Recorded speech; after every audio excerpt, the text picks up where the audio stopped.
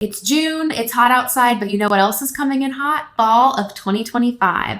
I know it may seem early, but as print-on-demand businesses, we should be listing products 8 to 12 weeks in advance of when we're actually planning for those sales to take place. So that way we can start getting data on those listings and start scaling that business. Today, I'm going to walk you through some seasonal opportunities and predictions that are completely data-backed that can easily turn into 5-figure per month products if you act now and start thinking about fall early. If you're serious about having a killer Q3 and Q4 in 2025 with print on demand, this is the video to watch. It's likely that you might have some free time on your hands in summer. Typically speaking, print on demand is a little bit of a lower season for summertime. That makes it the perfect opportunity for you to start getting ready for huge sales opportunities that take place in the back half of the year. So I would recommend taking a look at fall trends now to ensure that we're not missing anything and getting as much data-backed information there to really take those listings to the next level. Now, I always like to use data when I'm making these videos to showcase that this is actually possible.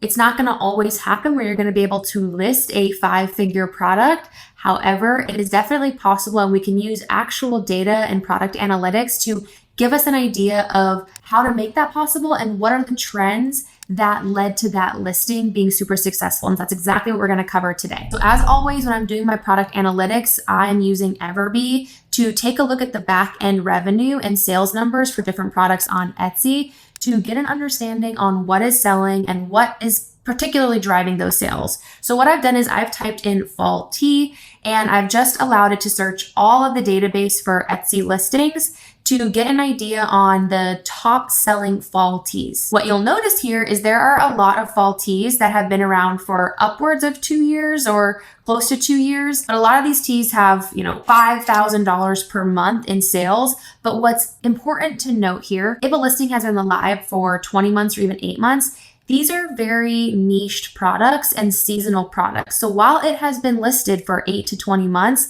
it's very likely that these were not actually driving $4,000 every single month. For the peak seasonality that these products were live, they were likely driving $10,000 to $30,000 per month just for the 2 to 3 months that they lived and were live for that seasonal moment. An example of that is going to be this vintage Monster Mash tea, which is actually one of the trends I wanted to talk through. It has been listed for 20 months, but if we take a look at the last 12 months worth of revenue, it was only driving, 2 sales a day up until the fall time, where at the end of July, it started spiking and actually getting 3 to 8 sales per day all throughout the fall through the end of October. And so it's really this peak seasonality moment of early July through the end of September that we want to focus on for opportunities and items like this. And as you can see here, in May, there already were some sales trickling in. So we want to focus on getting these products listed now because starting in July, which is literally, 8 weeks out from now, we're going to see products like this taking off.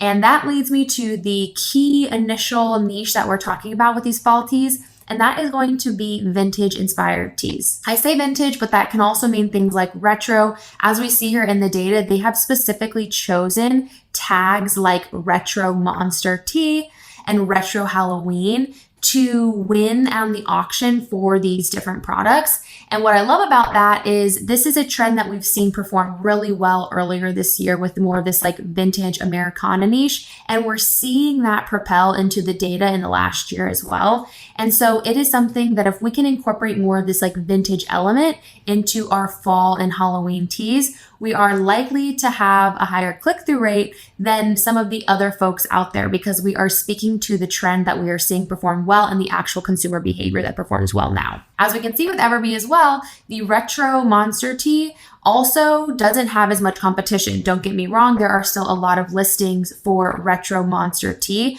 but what I would take here as the learning is when we take a look at retro Halloween, so much competition. People have really started listing items for retro Halloween. However, when we just change the criteria a little bit and we make it a little bit more nuanced and we go from retro Halloween, which is a little bit overarching, it's a little bit vague, it's a little bit more, generic, to retro monster tea, so many fewer listings for this keyword that would really allow this product to shine and be one of the top ranked products for vintage monster tea. So I would take that learning and continue to run with it for other types of things. Vintage ghost tea, vintage zombie tea, vintage witch tea, and try to do anything that is retro and vintage in that area where there's likely not going to be as many listings already, and try to take more of that ownership over these nuanced, more specific terms. The next fall niche that I'm going to be covering is one that has actually been trending well over the last year, given the political climate, and that is going to be the feminism witch female type of trend.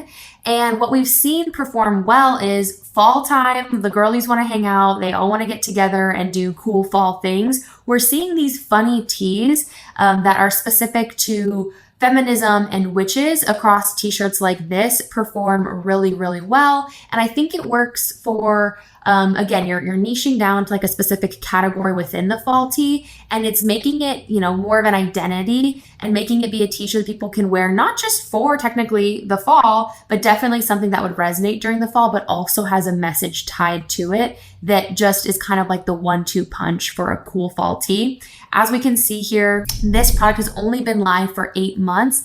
And when we take a look at that, that means that this product has driven over $40,000 of revenue, most of that being within the fall, and actually starting to peak a little bit later in August, but another example of wanting to get t-shirts like this listed now. So that way that traffic over the tail end of summer can start to lean in and then really take off. This peak of this product sold over 30 shirts in one day, the 3 weeks leading up to Halloween. So $44,000 of revenue being an insane success for this t-shirt. And I think we can take some more of the learnings here, knowing that it takes the fall niche, but it cross niches that with something that people are really identifying with right now, which is women's rights, feminism, and showing up for more of these issues and topics while also still wanting to be fun and trendy with the season. This is another example that we've seen that is a t-shirt that says they didn't burn witches, they burned women.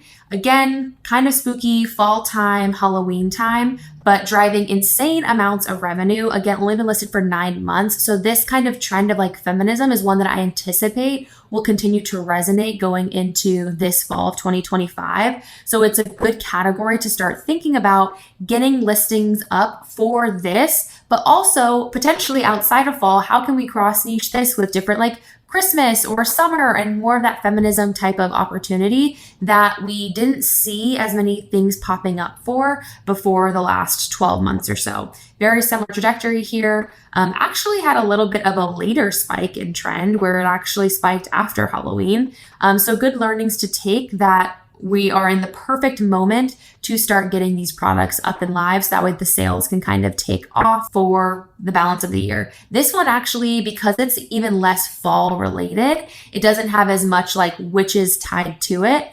Ended up actually sustaining even further along than the witch tea did, and it's driven $67,000 worth of revenue because people could wear this shirt after the fall season and after the Halloween season. And when we take a look at the tags associated to this tea, we see a similar story. If we just have a feminist tea, that is going to have a ton of competition. But when we start to niche down that feminism niche into the fall or witchy or spooky niche, we can see that the competition goes way, way down. And so when the competition is lower, you're going to have an easier shot of showing up on that first page or even the second page and grabbing the attention of folks as they inevitably want to purchase this product because they're typing in something very specific to your exact product. The next prediction is one that I don't think will be surprising if you've been on my channel before, but in the last year to 2 years, we've seen these like funny t-shirts do super, super well across t-shirts and hoodies and sweatshirts. And it's basically taking a funny saying and applying a image that really doesn't have to do anything with the text and focusing more on funny and comedy within the textiles category. So while this isn't a specific like ghost t-shirt, what I think we can take here is the learning of the style that they're operating with. And that is taking a funny text saying and overlaying that with something that is seasonal. So doing more of the funny Halloween, unhinged Halloween types of topics that people are going to want to wear because we've seen more and more of that perform really well in the last year or so. We've seen Western perform really well this year too, which I think has the undertones of this tee. When we take a look at the tags, people are looking for things like rootin' tootin', meowdy partner, funny cat clothes, cowboy cat. So it's kind of a mixture of Western, funny, and I honestly think, I know that we're going to be like niching a lot of things together, but if we were to combine all of those things together, like Halloween, fall, country, Western, and funny, that is more of the design aesthetic that we're seeing perform well in the last year that I expect and predict will continue to perform well in the fall. I'll do a recap video to see if any of these trends actually hit. But if my trajectory and the analytics are telling us anything, it's telling us that the trends that I've discussed so far of like feminist fall tees, these like funny Western unhinged tees are still going to be performing well. Vintage retro tees are going to be continuing to be on the trajectory. And then the last trend I'm going to be talking about is less so a specific trend, but more so a design style that we've just seen perform really, really well in the last 3-ish months. And it's going to be this design style of like doodles and illustrative clip art that is absolutely crushing it across many niches, but specifically the bridesmaid niche. And so this is one where if we can create more of this aesthetic, but for fall, and instead of having flip-flops and drinks and shells, but have that be ghosts and pumpkins and other cute little dainty doodles of the fall aesthetic, that design will likely perform very, very well going into the next 3 to 6 months, because we've seen that people are flocking to this type of design. They're familiar with it. So when they see that with fall, they're going to be like, yeah, absolutely. That's in style. That's on trend. I've seen that for the last couple of months. I want to have that, but adopt it to more of the fall style. And if you didn't believe me that that style is performing really well, this is a tee that has only been listed for 2 months. And so far, it has already driven over $2,800 per month in sales. And so having something like this, where there is an insane amount of revenue tied to a new listing that literally just got off the ground, is a really good signal of the momentum that this design style is going to have for the upcoming months. Keep in mind here that they are doing a couple other things with this listing. They are going really aggressive with their price off, and they're saying, hey, this is a $54 t-shirt. We're going to give you 57% off. That in itself is something that you might want to test with of a pricing strategy. I'll do a video about all the different pricing strategies and how you can adopt those into your shop and test. But that in itself is something that is really aggressive, but still here, there is a bunch of profit left on the table. I've added in this as a black color, extra large. They're charging $23 for this t-shirt, but they're also adding in a $5.99 charge for shipping. So when we add all that together, it's looking at around a $30 cost for this t-shirt. We know that we can get comfort colors, tees, and shipping for about half that. And so really, really exciting to see that this design style is driving early momentum throughout the summer that I think could continue into the fall if you're really creative about the doodles that you create and the designs that you make specific to your own niche. So to recap there, my predictions for fall 2025 bestsellers are the feminism fall niche, the vintage/retro fall niche, the funny Western fall niche, as well as these like dainty doodle designs that would go across like pumpkins and all these fall different aesthetics. Hopefully that is helpful for you to get your mind thinking, even if you're not going to go with any of those trends, but get your mind thinking about how I can start listing products and doing your research now for fall, since these products are going to start selling at the end of July. And so it's important to start getting them listed now so you're ready for that rush in July, August, and September. If this was helpful, please like and subscribe for more content like this.